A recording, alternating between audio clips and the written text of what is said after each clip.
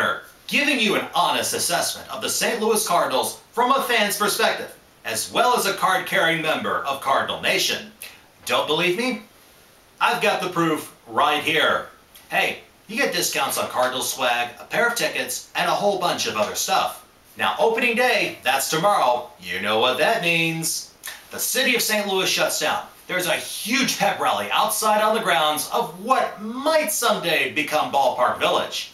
Or maybe you'll get your drink on at many of the different drinking establishments outside the ballpark, such as Kilroy's.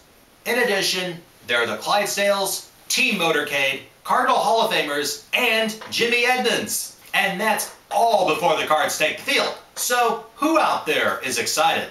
Unfortunately, I've got to work tomorrow. And living in Texas, that could also be a little challenging as to making it up to St. Louis. But not to worry. The game's on ESPN for everyone outside the St. Louis area.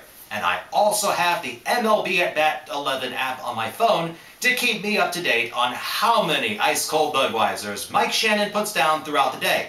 Oh yeah, also be keeping up with the game too. Now, to be honest, I've only seen the Cards on opening day live twice. The first time was in 2001. It was actually the home opener, and they beat the Rockies in that one. The other, Philadelphia 2006. And yes, I did wear my Cardinals gear for that one. Rowan hits a grand slam, Pujols homers twice, Aaron Miles almost makes it for the cycle, a whole section above me gets tossed out, and the Cardinals win 13-5. And most importantly, I live to tell about it all. Of course, if I wasn't working, I'd have my own opening day rituals. Those usually involve sporting the Cardinal gear, flying the Cardinal flag, making my famous chips and queso, grilling some brats, and having plenty of ice-cold Michelobs in the fridge. Oh yeah, there's also that thing about actually watching the game too, as well as every other game that's on television that day. Now, the big question, how are the Cardinals going to look? Do you really want to go there? Now, there are some bright spots. The biggest role is their starting rotation, even without the likes of Adam Wainwright.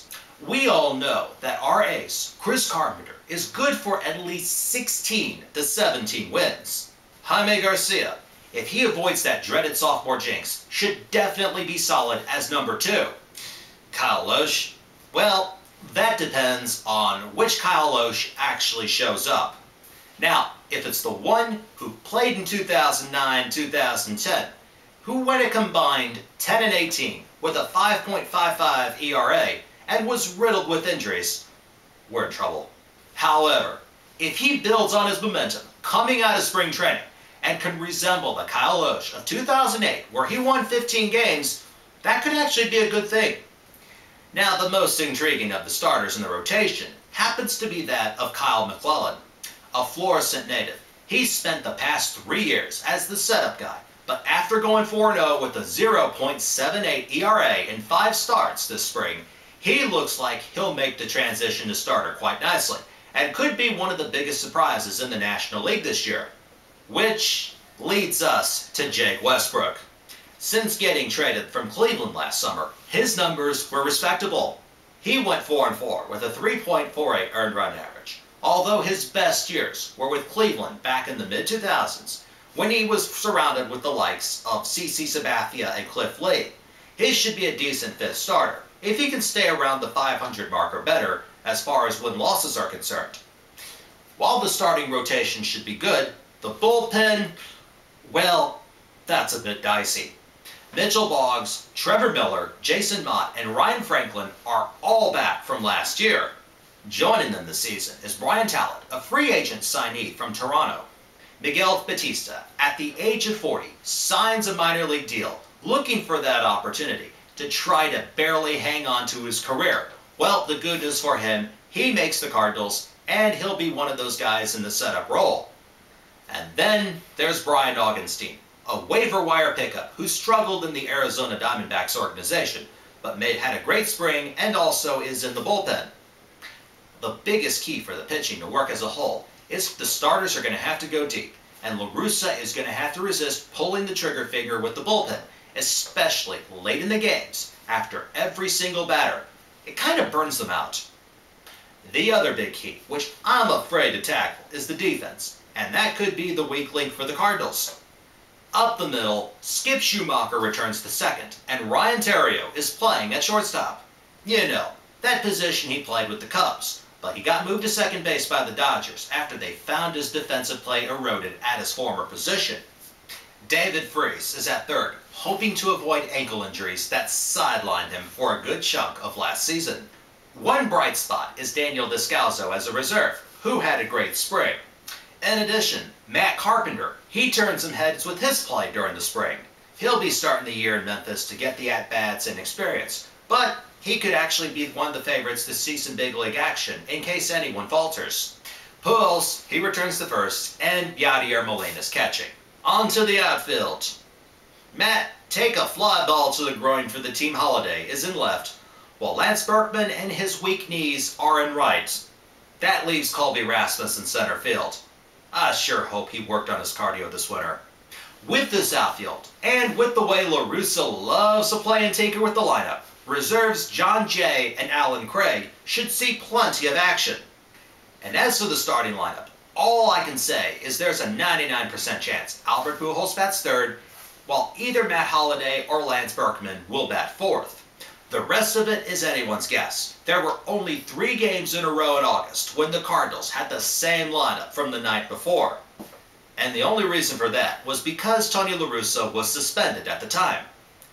Which is another possible reason why some of the players could not adjust or get comfortable in their roles on this team. Many of them didn't know what that was. So with all of this, you would think that it's curtains for the Cards, right? Not so fast. In fact, they'll be a contender all throughout the season. However, the key to that is get off to a fast start and remain consistent throughout the year. And looking at the competition in the National League Central, it's actually very doable.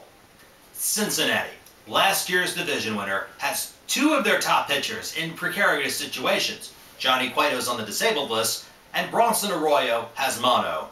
Not to mention, Brandon Phillips talked some smack about the Redbirds last year, and we all know what happened there. While winning the division, they lost focus and were literally owned in every way possible against the Phillies. Milwaukee, meanwhile, adds head cases Zach Greinke and Nyjer Morgan.